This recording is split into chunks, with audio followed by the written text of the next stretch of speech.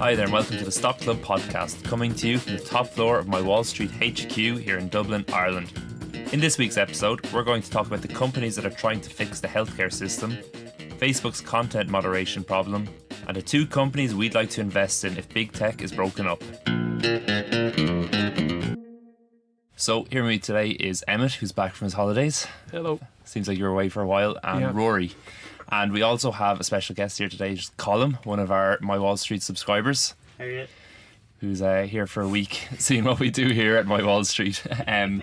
So let's go. If you figure it out, let us know. So let's kick off with some recent news. Rory, what are you talking about today? Yeah, it's not so much recent news as it's an article I came across in the New Yorker. I was in an airport recently, so my new thing when I'm in an airport is to buy a glossy mag, and this time it was the New Yorker, and there was an article in there called "The Hidden Cost of GoFundMe Healthcare," written by Nathan Heller, and it didn't occur to me. Obviously, we're not in America, but it never occurred to me. I know what GoFundMe is. I think everyone does. It's one of these websites where you can set up a fund for a particular purpose, and it's been used kind of famously after the Pulse nightclub massacre. Yeah. A GoFundMe campaign was set up for the victims and their families, and that raised about $8 million. There was also a fund set up for the Time's Up Legal Defence Fund for victims of sexual assault. That's raised $25 million. But actually a third of all the money that's raised on GoFundMe is for medical expenses. Yeah. Which I suppose, as the article points out, isn't surprising given that the United States has the highest overall healthcare costs in the developed world. And since 2008, health insurance deductibles have increased 8 times as quickly as wages. Yeah, it's something you see quite a lot on things like Twitter and Facebook. I suppose you see all these fundraisers for certain people suffering from certain illnesses. Yeah, and so the article focuses around a family, and a Jewish family living out in California who had twins, both of which had something called Canavan's disease, which is an awful disease, and there's no real cure for it at the moment, and it's incredibly expensive to even treat in terms of trying to make it livable with. Yeah. And they set up a GoFundMe campaign with the hopes of raising, I think it was $3 million.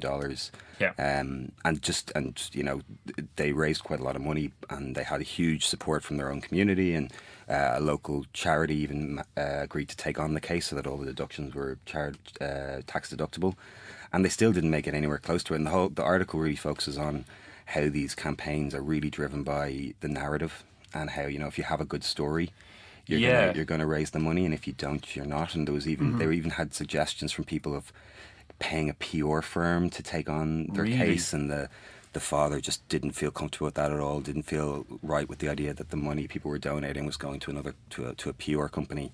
Wow. And I just thought it's a long read, and it's really kind of eye-opening to how in trouble the healthcare system is in the States, that this is what it comes down to. The CEO of the company kind of sadly had to say, like, we are the world's largest healthcare company that isn't actually a healthcare company. Wow.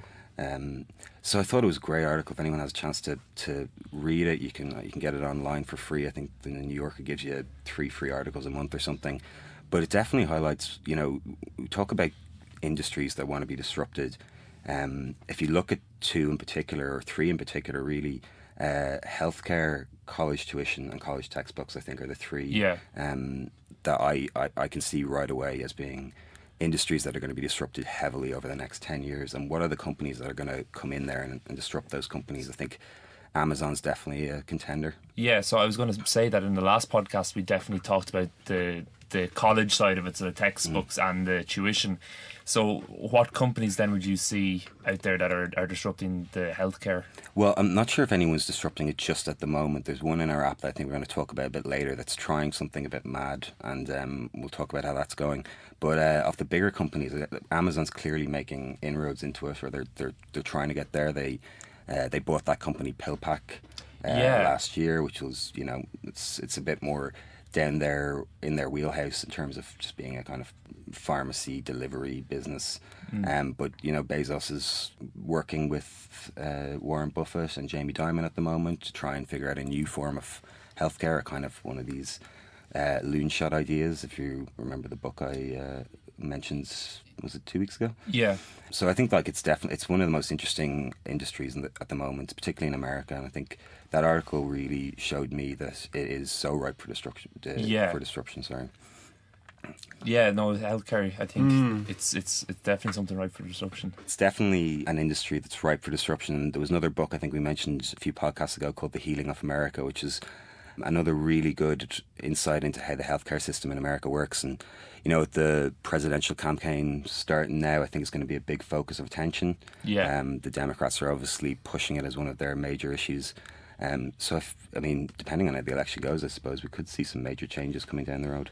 Yeah, well, speaking of broken systems, the thing I wanted to talk about at the start of the podcast was Facebook.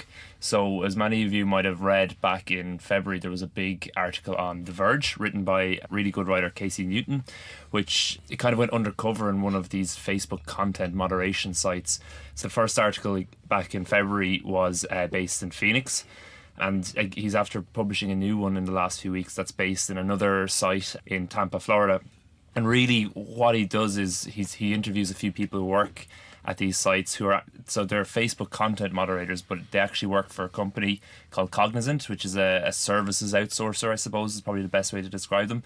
And it's really, you know, it's kind of what you expect a job working as a content moderator on a site like Facebook would be. So they're dealing with extremely distressing imagery and videos and things like that. But it's also, which is quite probably more distressing, is the kind of work environments they have to go to work in every day. So they're dealing with filthy workspaces, performance targets for flagging this content, which seem quite frankly unachievable, sexual harassment in the workplace, frequent altercations between staff, inadequate break times, which includes sick leave, and then there was actually what the newest article was based on was one employee actually dying of a heart attack at their desk. So it's it's not light reading, but it's pretty strong or powerful investigative journalism. But there was one part of it that really struck with me, was the fact that, you know, after the Cambridge Analytica scandal last year, and, you know, this kind of unraveling of Facebook's from a maybe moral side or an ethical side, that Mark Zuckerberg came out and he made all these promises. You know, he published the Facebook content guidelines, and, you know, he made a lot of, he stood up in front of the world basically and said that they were going to tackle this problem. But there was a few things in this latest article that really stuck out with me. So the first thing was that in terms of how much these people are being paid, content and its moderation is according to Facebook, one of its most pressing issues. But moderators in a site in Phoenix or in Tampa will make on average about $28,000 a year. Well, the average Facebook employee has a total compensation package about $240,000 a year. The average. So there's a massive discrepancy between, you know, the people who work for Facebook and the people who work for Facebook one step removed by another company. They wouldn't be able to tell everyone they had such a high average wage if they hired them themselves. That's why. Yeah, well, that brings me on brilliantly to the second point. So the writer Casey Newton really summed up kind of the whole problem with this kind of tackling a problem, but not really, with this sentence. He said, "If you believe moderation is a high-skilled, high-stakes job that presents unique psychological risks to your workforce, you might hire all of those workers as full-time employees. But if you believe that it's a low-skilled job that will not someday be done primarily by algorithms, you probably would not."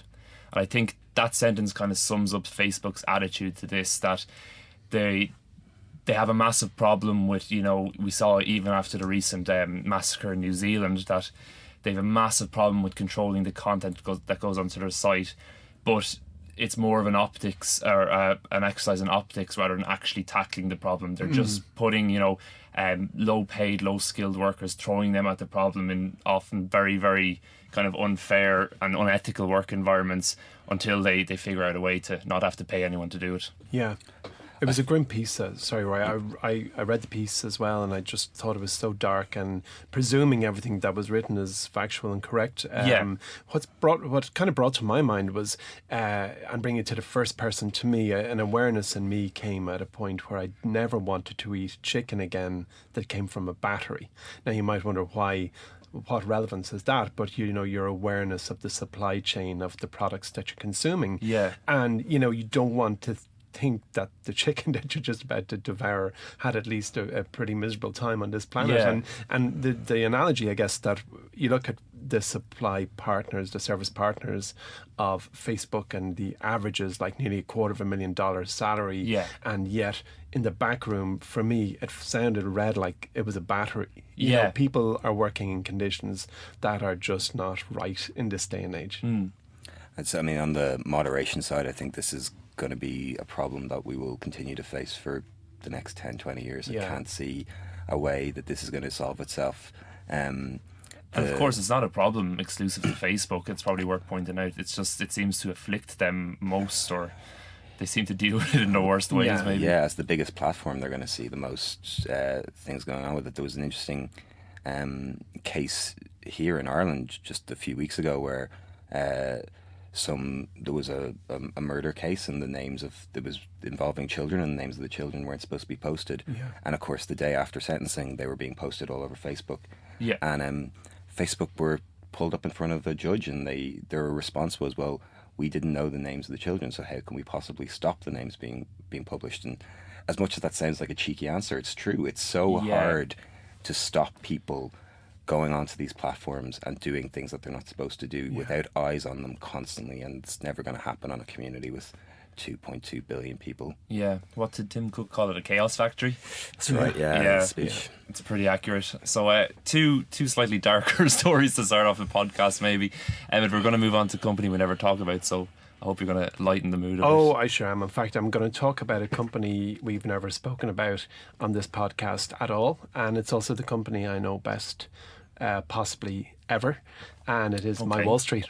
So it's a slight deviation from our usual conversation, and it's a story culminating in what I believe to be quite exciting news. Okay. And it's so the story, I guess, I could describe the birth of MyWallSt at any point in my life, I guess, but I'm going to go to 2003, where JT, my co-founder, and I placed a small ad in the Irish Times, and I got it out of a box I have at home last night, and it was a very modest headline. It just said, "Learn how to find and buy stocks in great businesses, satisfaction guaranteed," and some details below.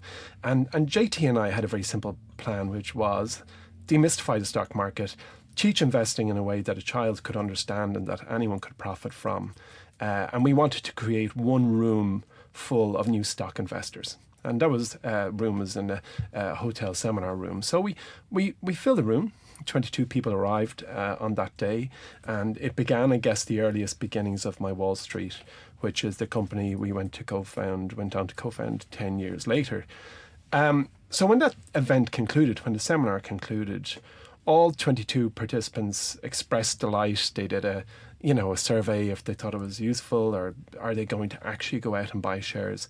But they didn't just express delight in their words. Within about 2 weeks, John and I had received 115 emails from friends and family of attendees inquiring as to when we would do the next seminar. When was it scheduled for? So we ran it again, and then again and again, and without a further cent spent on advertising, the demand for the events that John and I were doing grew on its own, which made it clear to us that there was a far bigger need out there. There was a solution out there to be built. And I somewhere along in that chapter, I think it was a dawning on me, and it was a dawning on John, that we were looking at a seismic change, if you like, in what the world needs.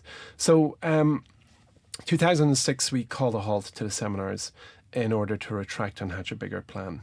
And instead of building a business to get a meeting room in a hotel successfully invested, we needed to get the world investing successfully, and to get the world investing successfully, as you well know, is our mission here today. So since that very first seminar in 2003, by simply obeying my own rule book, I've had the great fortune of beating the S&P 500 market index almost every single year since. So, as everyone I think who listens knows, I eat my own cooking. And today our Learn app is the reincarnation of that very first seminar. And when we were building it, we took a decision that nothing is more altruistic or easier to scale than something like of integrity, with no ads, no registration, no cost. And I'm so proud that, almost 2 million people have opened and engaged with a product that only a few people have built. In the very first version of MyWallSt, when it moved out of mine and JT's kitchens, Rory, Maeve, Alejandro and JT and I sat in a room and effectively between the five of us built the Learn product. And I did first cut. Rory reworded and rewrote the content far more eloquently and added a lot of value in his thought process. And Maeve at that time designed the entire user experience, the look and feel, and it's a great product. On the other side, as I think our listeners are well aware, MyWallSt app comes with my lifetime investing experience, and it's made all the better with Rory's investment lifetime experience and yours, James. And I'm pretty sure that for $10 a month, in the fullness of time, MyWallSt app will prove to be the best value service that's ever been built. And that is something I'm out to do. That when I say the fullness of time, I think in 10 and 20 years' time, people will look back and go, I can't believe that was $10. Yeah. And our honest to God best shot goes into picking the stock of the month every month. And I guess our track history is there to be, audited, observed, watched by anyone. We just put our thoughts on record and we put it out there. So I guess getting to the point, I'm very delighted to announce that with some 16 more years experience, MyWallSt is running a very kind of small exclusive event in the next couple of months in Dublin and then in New York, where I'm going to dig deep to impart as much as I can in one day on the subject of beating the market. Okay. And I want to emphasize that this sits perfectly beside Learn, and it sits perfectly beside MyWallSt. You can have a very fulfilling and a hopefully profitable investment life by just living in those two apps for the rest of your days. But this is for those people who want more. In a way, is it almost like a crash course of everything that's gone into the MyWallSt app in one day? Plus more. It is Plus indeed, more. James. Yeah. We're thinking 20th September in Dublin, 8th of November in New York. It's the same show twice, so I wouldn't expect anyone to have interest in both, but they're very welcome, of course. And we're into the design phase right now, and what I'd like to just say is, if you would like to be the very first to register for details, just email us on seminars@mywallstreet.com. Yeah, and where would be, so seminars at mywallstreet.com. Exactly. There'll be obviously a place you can keep up to date with developments. Yeah, as well. we're getting there. So once someone pops us a mail going, yep, I'm interested, they will be first to know the smaller detail. But for now, this is something that I'm very excited about, because everyone knows their strengths and they know their weaknesses, or you should. And I think I'm happiest when I'm teaching people how to invest. I get enthused by it. I comprehensively believe in the transformative power of stock investing. And really what I want to achieve on those 2 days is to relay a lot of stuff people already know, but add a little more colour and detail, and really break into, your psyche. I mean, anyone who listens to this show is already interested. Yeah. And I can assure you that after the seminar that we're going to do, they'll be far more interested, and I believe their belief will be higher. So that was our company we never talk about. MyWallSt. Just happened to be our company. And that email address again was seminars@mywallstreet.com. So we'll make sure to post that address with the show notes as well. Speaking of MyWallSt, there's a lot of new stuff in the MyWallSt app at the minute. We added a new stock of the month last week and a new stock this week. The stock of the month is a well-known company, possibly one of the best-known companies in the world, I would argue. Definitely one of the most powerful brands in the world. And the new company we've added to the app is one of the most exciting companies in the market at the moment. Rory? I think it's one of the most exciting companies that's come out in the last 20 years. I think when Rory, you were pitching it to us, you said it's the most important SaaS company at the moment. I think so. I think so. I mean, there's so many what counts as important, I suppose. Yeah. But I think it's doing something very important, and it's going to be a major part of people's lives for a long time to come. Well, there's your encouragement to go and check it out in the MyWallSt app now. So you can check out all of that stuff, plus our full market-beating list of stocks in the MyWallSt app now. We're going to move on to Jargon Busters. So this is where we answer some of the investing questions you've sent in to us. Rory, I think we're going to come to you first. So we were talking about the healthcare crisis in the US earlier in the show, and one of our subscribers has written in and asked about Evolent Health, which is a stock in our app. Yeah, a lot of people have actually written in, and I think I've answered most of them, but we'll do it on air just in case anyone else is wondering. So Evolent Health is a stock we added, must have been maybe a year ago now. Yeah, it had Evolent Health is a company that is providing a kind of technological solution for what's called value-based healthcare. Okay. Which I'm not going to get into now because it would take a long time. But if anyone wants to Google value-based healthcare, there's some great articles online. I think the Harvard Business Review did a really in-depth one, and it's one of these companies that is basically betting big on a huge change in the way the healthcare is done, and a real kind of, I'm going to use the word again, loonshot idea. And the stock was performing very well. It was, I think, up. I think it was a double bagger at one point, and then in the last few months it's dipped down, and obviously people don't like to see that. It's the reason for the dip. I suppose the main reason for the dip was that their biggest customer was a healthcare plan called Passport, which was under a bit of pressure, possibly was going to go bankrupt. It looks like it's not going to go bankrupt anymore, but in the last month or so, Evolent ended up signing a definitive agreement with them where they're going to own 70% of the company. Okay. So this was definitely a pivot in their strategy. Yeah. It's something that Wall Street doesn't like to see at all, in terms of a company buying its biggest customer. Yeah. We haven't. A lot of people are asking like, has our opinion changed on it? Personally, I'm a shareholder of Evolent. I would have liked to see them rely less on Passport going forward, not more. So I wasn't particularly happy with the move, but we haven't heard a lot from management about how it's all going to play out yet. So I think we're just going to wait and see until what they say before we kind of go and make a knee-jerk reaction, either removing it from the app or changing our opinion in a way that in a significant way. Yeah, so it's just a case of kind of seeing what management have to say maybe at the next earnings call. Yeah, I mean, like, look, it's one of those companies. It's a tiny company, not profitable yet. The valuation is based an awful lot on sentiment. So sentiment can change so fast. We've seen it with a lot of companies in our app. We were talking about 2U on the last podcast. That was just sentiment just changed on it. Yeah. Doesn't mean the story's over. Sentiment can change back again. No problem. Small cap companies by their nature are quite volatile as well. You need to accept that volatility if you're going to invest in companies of that size. Cool. Emmett, next question is for you. So one of our subscribers asked, in our recent 5G play we added Ericsson to the MyWallSt app, but how did we arrive at Ericsson over, say, competitors like Nokia? Sure.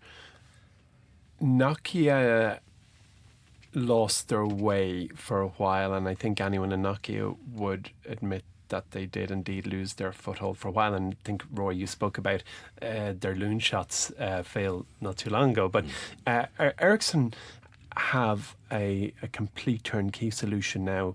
They acquired a German company called Catherine who make antenna systems, and Ericsson can now walk in to any network provider, Verizon or Vodafone or whoever, and roll out, in essence, an entire 5G network as a service, as a turnkey service. And I'm familiar with both businesses, and I'd have a lot of friends who are very familiar with the products that both offer. And Ericsson had all the signs, or most of the signs, that I like to see in a big turnaround story. So Ericsson got a new CEO a couple of years ago. They've divested, non-core interests. They've consolidated their product portfolio, as I said, like by adding Catherine and getting rid of some other things. And I just think that they're far better positioned as market leader. I think Nokia are rising to 5G at the moment. I think they've a bit of a way to go yet to catch up with Ericsson from a turnkey and total product offering. Does anyone know what one of the first products Nokia used to produce was? I know this one. Do you know, Colin? It was in loon shots. Was it in loon shots? Yeah, was it toilet roll? I don't know. I heard it in the pub one. I think it was toilet paper. Toilet paper, yeah. It was a pulp mill when it started out. Yeah. So next, let's move on to our elevator pitch. So we were talking about some big tech companies earlier in the podcast. We've also been talking about the proposed breakup of big tech recently. That's been kind of knocking around. Emmett and Rory, my elevator pitch to you guys is, if big tech is to break up, what subsidiary would you be most excited about investing in? So if, you know, the Amazons, the Facebooks, the Googles are forced to break up, which of those subsidiaries would you like to see spun off into another company and then you would invest in? Rory, we'll come to you first. Yeah, there's loads of good options there, isn't there? I'm only giving you 30 seconds. Okay. Right. Just to cut across you. Right, I'll cut down on my intro. So the one I would pick would be Google's self-driving car division, Waymo. I think I'm realistic enough to know that self-driving cars aren't going to be all around the country in the next year, as Elon Musk said a couple of months ago. But I do think they are the future.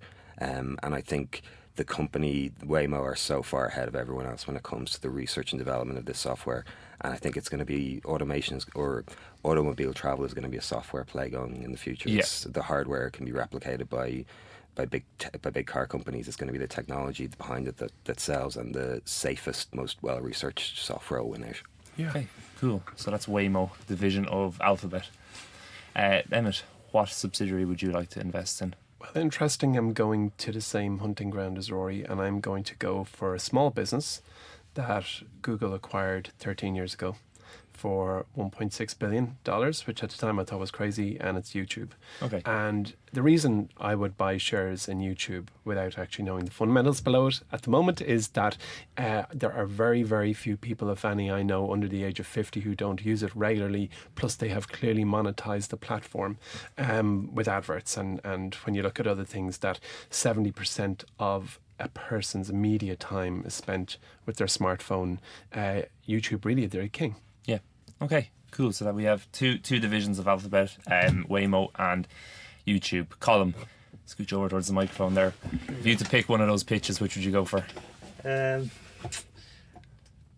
have to say Waymo. Waymo. Yeah, seems like there's more space to grow, and it is the future. Whether maybe Uber or Lyft might have a say in that is another question, but I'll go with Waymo. Yeah, You're a smart guy. Well, it is. No, it's very future relevant. It's very, very future relevant. yeah, and surely, like with Google Maps, all the data they must have from that should play in, or is that? Yeah, I mean they'd have a leadership already before they even got into the driverless car space. But a little fact from Goldman Sachs: they predict robotaxis will go from a $5 billion business in revenue to $285 billion by 2030. So in the next 11 years. Yeah, as part of the whole ride-sharing business. Okay, I'll go with Wow. Waymo too.